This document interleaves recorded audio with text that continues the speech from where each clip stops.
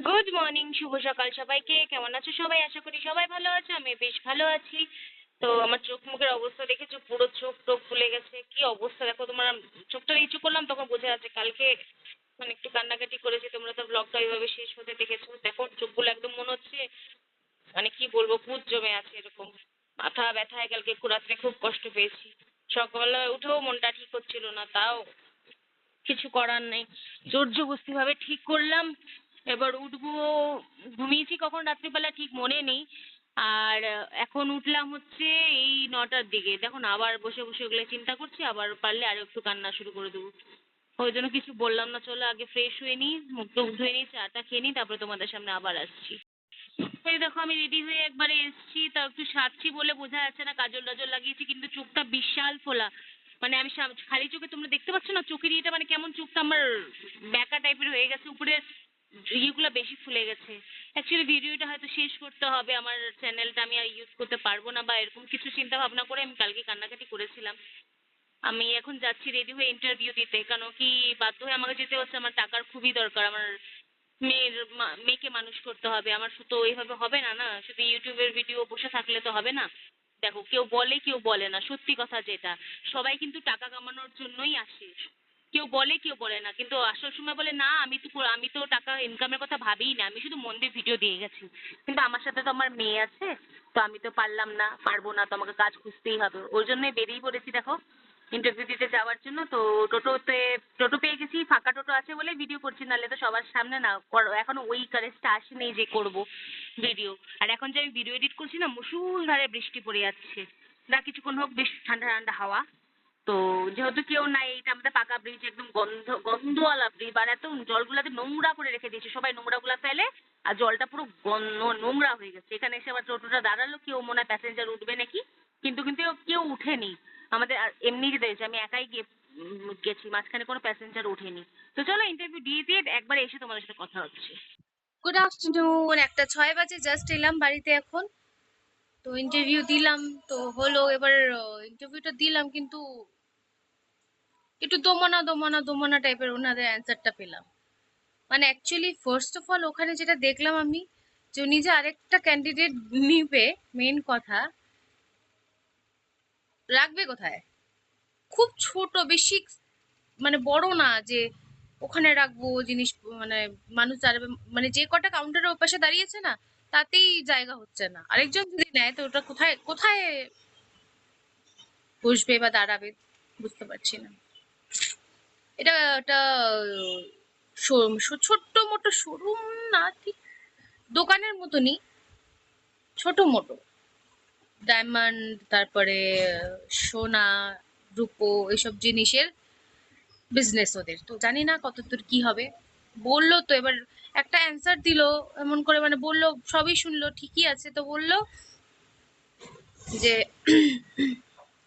এই কয়দিন এমনি কাজ করো, একদিন পর্যন্ত মানে 1 তারিখ পর্যন্ত এমনি কাজ করো, দেখি আমরাও দেখি তোমাকে নিতে পারি কিনা, এই টাইপের একটা অ্যান্সার দিল। বা তুমি দেখো আমাদের সাথে অ্যাডজাস্ট করতে পারো কিনা। মানে বুঝলাম না, কেউ তো একটা প্রফেশনাল জায়গায় তো এরকম অ্যান্সার দেয় না, হ্যাঁ হলে হ্যাঁ, না হলে না। ওই 2-3 দিন কাজ করে তারপরে পরে বলবো তোমাকে পোষাচ্ছে না। কারণ ওদের যা আমি অ্যাটমসফিয়ার দেখলাম, আর লোক নেওয়ার জায়গা নেই। আরেকটা খোঁজ এসছে যে একটা পার্লার থেকে, তো পার্লারে মানে আমার দিদির পার্লার আছে, দিদির পার্লারে দেখি এখন কি আলোচনা করি ঘরে কি হবে, কি করব। ঠিক আছে স্যার। বলো। কোথায় কি শাসন করছো আমাকে তুমি? কি বলছো? কোথায় যাচ্ছিলে? কোথাও যাইনি মাম্মা। গান করতে? গান করতে? হুম। না মাম্মা, আমি কোথায়? কোথাও যাইনি। দেখলাম আমি তো এখানেই ছিলাম, আমি তো কোথাও যাইনি। কোথাও গেছিলাম? আমি স্বপ্ন দেখছিলাম। স্বপ্ন দেখছিলে? কি স্বপ্ন?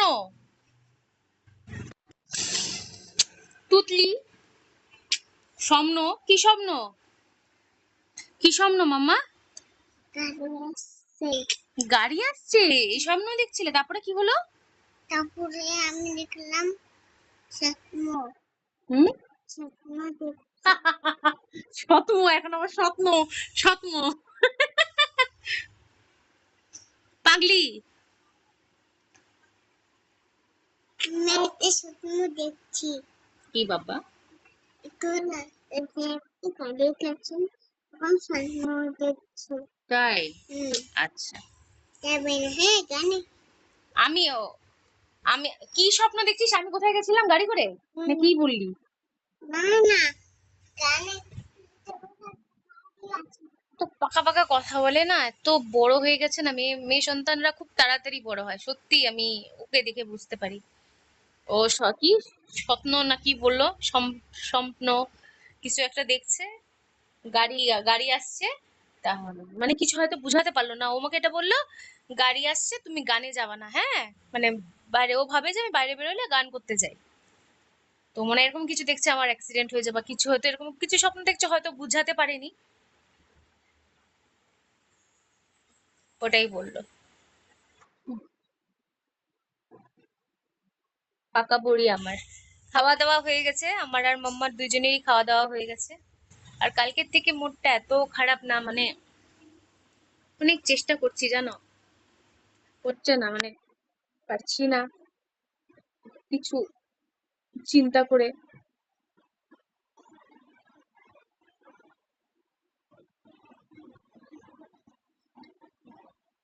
যাই হোক দেখি, এই কাজটা তো মানে যেটা বললাম তোমাদেরকে, কাজলটা আমি এবার এখানে লাগিয়ে নিলাম, কারণ একটু এখানে ছিল তো। আর চোখ মুখের অবস্থা দেখছো, ডোবা ডোবা, তাও তো কাজলটা লাগানোর পরে বোঝা যাচ্ছে না, প্রচন্ড চোখ মুখ ফুলে। তোমরা এই চোখটা দেখে বুঝতে পারবে যে দেখো নিচু হয়ে গেছে, এই চোখের থেকেও বেশি এই চোখ ফুলছে আমার, এই জায়গাটা পুরো টোপলা, মানে কি বলবো। সে তো চলেই না বলো, একটা মানায় গোছায় চলতে হবে, এটাই তো জীবন, কিছু করার নেই। মেয়েদের জীবনটাই এরকমই, কষ্টের জীবন।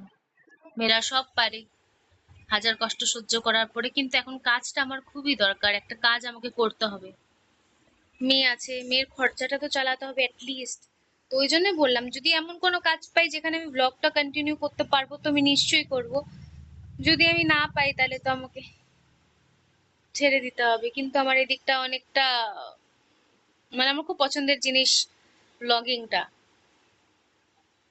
তো সেটা হয়তো পারবো না।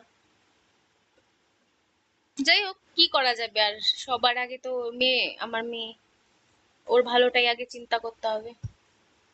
কাজ করলে টাকা কামাই করলে যদি ওর ভালো হয়, ওটা তো করতেই হবে না। ঠিক আছে চলো, এখন মেয়েকে ঘুম পাড়াই, পরে আসছি। দেখো দুপুরে খেয়ে দিয়ে শুয়েছিলাম, একটু শরীরটা ভাল লাগছিল না, কালকে কান্নাকাটি করেছি, মাথা ব্যথা খুব ব্যথা করছিল, ওই জন্য তখন স্নান করতে পারিনি। তো এখন উঠে স্নান করলাম, এখনো এখনো চোখ টোক ফোলা টোলা কমেনি, কেমন যেন লাগছে, মানে নিজের নিজে দেখতে পাচ্ছি তো চোখে একদম বিকট লাগছিল। তো বাইরে চলে এলাম, এখন স্নান টান করে বাইরে চলে এলাম, বাইরে একটু ঘুরবো, মানে একটু হাওয়াটা নিবো, একটু সুন্দর মিষ্টি মিষ্টি হাওয়া হচ্ছে, আর আকাশের অবস্থাটা না একদম ভালো নেই, আকাশটা পুরো কালো হয়ে আসছে। আমি যখন দেখলাম সানি যাওয়ার আগে তখনও কালো ছিল, এখনো দেখো, মানে তোমরা হয়তো অত বুঝতে পারছো না, কিন্তু এই অবস্থা থেকে ভাবলাম হয়তো খুব জোরে জোরে বৃষ্টি হতে পারে, কিন্তু কিছুই হলো না। এখন যখন আমি এডিট করছি, এখন রাত 9টার মতো বাজে, এখন বৃষ্টি হচ্ছে, মানে ভালোই জোরে জোরে হচ্ছে। তো আমি একটু এনজয় করে নিচ্ছি দিকে ওয়েদার। তো তোমরা দেখতে থাকো ব্লগটা। আর হচ্ছে যেটা বলছিলাম যে বৃষ্টির কথাটা, অনেক অনেক জায়গায় মানুষ অনেক মানে ক্ষয়ক্ষতি হয়েছে কি এই বৃষ্টির জন্য। তো আমাদের এদিকে তো আমরা তো সেফ আছি, আমাদের এদিকে এখনো এরকম কিছু হয়নি, আমরা সবাই সেফ আছি, তোমরাও সেফ থেকো। তোমরা যা যা আছো, যারা যারা মানে প্রবলেমে আছো, নিজেরা সেফ থাকার চেষ্টা করো। হ্যালো এভরিওয়ান, এখন 7টা 20 মতো বাজে, মেয়েকে খাইয়ে দিয়ে নিচ্ছি, মেয়েকে খাওয়া দাওয়া শেষ। আর তখন তোমাদেরকে আকাশটা দেখালাম যে হয়তো বৃষ্টি হতে পারে, কিন্তু কিছু এরকম ঝড় বৃষ্টি হলো না, ফোটা ফোটা একটু শুরু হয়েছিল, তারপরে যে কালো ভাবটা হয়েছিল না, পুরো কালো হয়েছিল চারপাশটা, সেটা মা ডিশ করে আছে। বন্ধ, যাও, সেটাও কেটে গেল, পরিষ্কার হয়ে গেল আকাশ। যাও, দিদো নাচ ওখানে রান্না করে। আছে? হুম আচ্ছা আমার যাচ্ছে। হুম। তো আমি তখন এসে তখন স্নান টান করে, মানে গরম লাগছিল, এত ভালো লাগছিল না, তারপরে এসে শুলাম। আর কালকে রাতে না জানি না কেন মানে পা ব্যথা, এত পা ব্যথা, মানে কোনো কি মানে ঘুমের ঘরেই মানে টান, ঠিক টান না কিন্তু টান লাগে যেরকম ব্যথা হয় না, মনে হচ্ছে হাঁটু পা না আমি সোজা করতে পারছি, না আমি ভাঁজ করে রাখতে পারছি, না কোনো কিছুতে আমার কমফোর্টেবল হচ্ছে। এত ব্যথা করছে, হঠাৎ করে উঠে বসছি ঘুম থেকে, ঘুমের নেশা এইটুকু মনে আছে, আমি ঘুমের নেশা এদিক ওদিক করছিলাম, ঘুম থেকে উঠে এই পাশা হয়ে শুলাম, এর মানে বালিশের উপরে পা উঠাচ্ছি, কী করবো বুঝে পাচ্ছি না, হঠাৎ করে ব্যথাটা হলো, তারপরে কখন আবার ঘুমিয়ে গেলাম জানি না। মানে এটুকু শুধু মনে আছে হঠাৎ করে ব্যথা হয়েছিল, ব্যথা পেয়েছিলাম, কিসের জন্য ব্যথা পেলাম, কেন ব্যথা হলো জানি না। মানে যেই পাটা নর্মালি আমার বলি যে ডান দিকটা আমার ব্যথা হয়, ডান পাটা, ওটা না, বাঁ দিকটার বলছি। আর আমি জল খুব খাই, আমি যে মার টান তখনই লাগে যখন আমি জল কম খাই, কিন্তু আমার টান লাগেনি, ওটা টানের ব্যথা না। টান লাগলে একটা জায়গা মানে মনে হয় না চিপিয়ে ধরে রাখে, ওরকম কিছুই না, কিন্তু এটা অন্যরকম ব্যথাটা ছিল, মানে কিছুক্ষণের জন্যই ছিল কিন্তু অন্যরকমই ছিল। তো এখন বসে আছি, গরমটা তো কমছে না, কালকের ওয়েদারটা একটু ঠিক ছিল, কালকের ওয়েদারটা ঠিক থাকার জন্য কালকের দিনটা সারাদিনটা ভালোভাবে কাটিয়েছি, কিন্তু আজকে আবার জাগার তাই, মানে তাও খুব যে গরমটা ছিল না ওটার থেকে একটু কম। বের করে দিলি মিকোকে? হ্যাঁ তুই যাবে? যাবেই মানে তুই ভালোভাবে খুলতে পারিস না।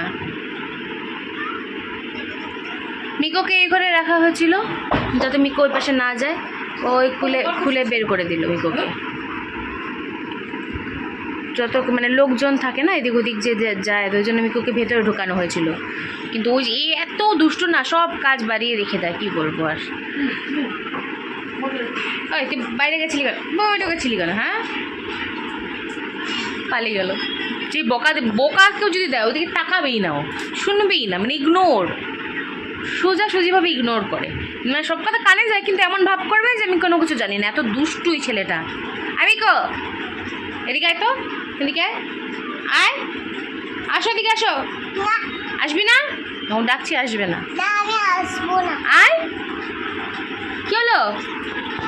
ওখানেই বসে আছে, দেখ, আসবে না। আমি আছো বাবা,